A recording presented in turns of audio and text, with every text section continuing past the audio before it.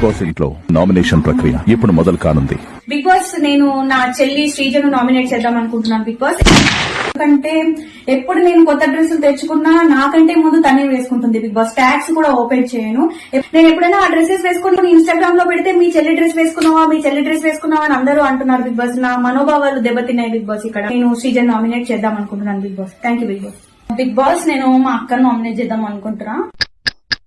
ఎందుకంటే నేను ఎప్పుడన్నా తనకేమన్నా సీక్రెట్ షేర్ చేస్తే డైరెక్ట్ వెళ్ళి మా మమ్మీకి ఫోన్ చేసి చెప్పేస్తుంది.